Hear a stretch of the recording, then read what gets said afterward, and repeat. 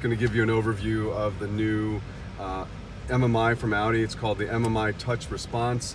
It really involves three aspects. We've got the new generation of our virtual cockpit with the higher resolution and faster processing. This allows you to have a full Google Earth satellite image in the instrument cluster.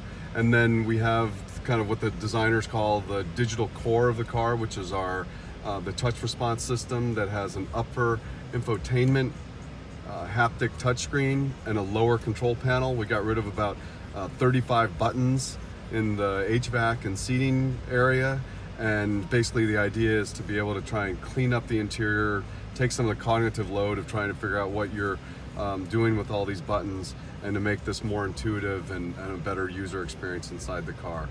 Some of the highlights of it, you can see it looks a lot like your smartphone. Audi wanted to make something as easy and familiar and intuitive as possible to what we use every day. You've got your direct access menu just like on your phone. This is the home menu that never changes. You've got your icons. You can see down here you can tell that you have more than one screen by that. On the top, just like on your phone, if you swipe down, you get your notification center that you can turn on airplane mode or see your messages that come in. Same thing here. If we had text messages or we were looking for parking or traffic, it would show up right here. This is also where your settings are. You can go into your settings and change those. You can go into your profiles. Now we have a profile menu that saves up to 400 different settings within the car. So as you drive the car and you make changes to it, when you get out, it will save that. And when you come back in the car, it'll say, is this, Anthony driving the car? And you say yes, and then it will set all of those settings back to the way you left the car when you got out. Some of the other interesting things you can do when you get a new smartphone.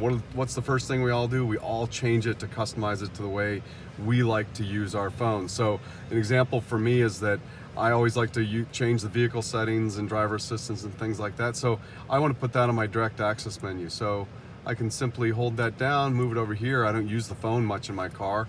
Now it's in my direct access menu, and say, since I have the vehicle in my direct access menu, I don't need it. I don't need it on my main screen, so I'm going to move that over. Now the car or vehicle menu is on the secondary screen because I have direct access to it right here, and I've had more room on this main screen to bring over the messages. So the idea is you can move this around however you feel most comfortable with it, and it's really meant to be a familiar and customized experience. One of the other aspects, if you've ever had an Audi sticks with our established colors for each of the different functions. Navigation is always blue, phone is always green, orange for radio or media. So if you're an Audi owner, or while you're driving, once you get used to it, you know exactly what menu you're in. So if you touch navigation, you can see it's a blue menu. If you go into it, everything is blue. If I go into the car menu, well, car or vehicle is always red. So all of those menus are going to be red. So it's something that makes the car feel more intuitive and more familiar to you, and allows you to focus on the road and less on your infotainment or your settings.